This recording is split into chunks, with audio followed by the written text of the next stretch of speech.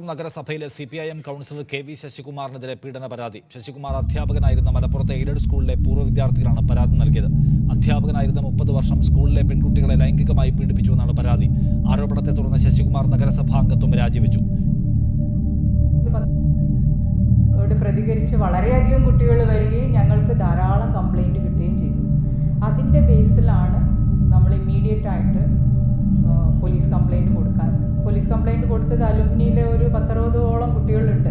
കംപ്ലൈനൻസ് എന്ന് പറഞ്ഞാൽ നിങ്ങൾ ഒരാളെന്നൊക്കെ ഇപ്പോൾ പലരും പറയുന്നുണ്ട്, ഒരാളല്ല, അലുമിനിയാണ്.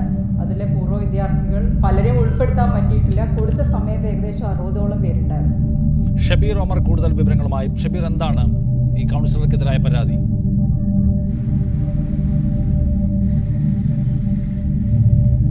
നിഷാദ്, ഇയാൾ മലപ്പുറം നഗരപരിധിയിലെ എയ്ഡഡ് സ്കൂളിലെ അധ്യാപകനായിരുന്നു. കഴിഞ്ഞ 30 വർഷത്തോളം ഇയാൾ അധ്യാപകനായി ജോലി ചെയ്ത സ്ഥാപനമാണ് ഈ എയ്ഡഡ് സ്കൂൾ. കഴിഞ്ഞ മാർച്ചിലാണ് ഈ അധ്യാപകൻ ഈ സ്കൂളിൽ നിന്ന് വിരമിക്കുന്നത്. ഈ വിരമിച്ചതിന് പിന്നാലെ ഇയാൾ ഫേസ്ബുക്കിൽ ഒരു പോസ്റ്റ് കുറിച്ചിരുന്നു. ഈ അധ്യാപന ജീവിതത്തെക്കുറിച്ച്, കഴിഞ്ഞ 30 വർഷത്തെ അധ്യാപന ജീവിതത്തെക്കുറിച്ച് ഒരു പോസ്റ്റ് ഈ വിരമിച്ചതിന് പിന്നാലെ KV ശശികുമാർ ഫേസ്ബുക്കിൽ കുറിച്ചു. ഇതിന് താഴെയാണ് ആദ്യമായി ഇയാൾക്കെതിരെ ഒരു ആരോപണം വരുന്നത്. ഒരു പൂർവ്വ വിദ്യാർത്ഥിനിയാണ് ഇയാൾക്കെതിരെ ആരോപണം ഉന്നയിക്കുന്നത്. ലൈംഗിക അതിക്രമം നേരിട്ടു ഈ അധ്യാപകനിൽ നിന്ന് എന്നൊരു ആരോപണം ഈ ഫേസ്ബുക്ക് പോസ്റ്റിന് താഴെ ഒരു കമൻറ്റ് രൂപത്തിലാണ് ആദ്യം പ്രത്യക്ഷപ്പെട്ടത്.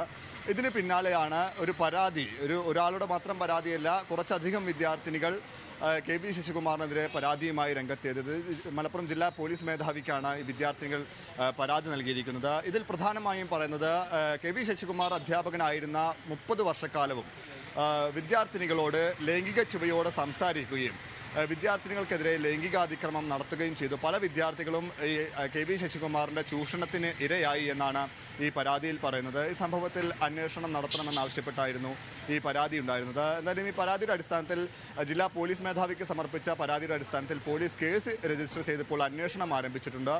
ഇപ്പോൾ ഈ സ്കൂളിലെ പൂർവ്വ വിദ്യാർത്ഥികളുടെ കൂട്ടായ്മയും ഈ പരാതികളിൽ സമഗ്രമായ അന്വേഷണം വേണമെന്നാവശ്യപ്പെട്ട് രംഗത്തെത്തിയിരിക്കുകയാണ്. അവർ അല്പസമയം മുമ്പ് മലപ്പുറത്ത് മാധ്യമപ്രവർത്തകരോട് സംസാരിച്ചിരുന്നു. ഈ അധ്യാപകനെതിരെ ഗുരുതരമായ ആരോപണങ്ങളാണ് പല വിദ്യാർത്ഥിനികളും പങ്കുവെക്കുന്നത്. നിസാരവൽക്കരിക്കാൻ അല്ലെങ്കിൽ വളരെ ഗുരുതരമായ കുറ്റകൃത്യമാണ് അധ്യാപകൻ ചെയ്തിരിക്കുന്നത് എന്നതടക്കമുള്ള ആരോപണങ്ങളാണ് ഈ അധ്യാപകനെതിരെ പരാതിക്കാർ ഉന്നയിക്കുന്നത്. ഏറ്റവും പ്രധാനപ്പെട്ട കാര്യം, 2019 സ്കൂൾ അധികൃതരോട് ചില വിദ്യാർത്ഥിനികൾ ഇക്കാര്യത്തിൽ പരാതി നൽകിയിരുന്നു.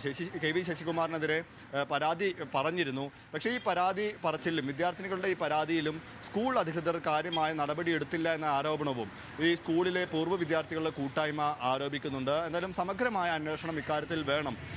ഈ KV ശശികുമാർ ശിക്ഷിക്കപ്പെടണമെന്നാവശ്യപ്പെട്ടാണ് ഇപ്പോൾ പോലീസിൽ പരാതി നൽകിയതിന് പിന്നാലെ ഈ സ്കൂളിലെ പൂർവ്വ വിദ്യാർത്ഥികളുടെ കൂട്ടായ്മയും രംഗത്തെത്തിയിരിക്കുന്നത്.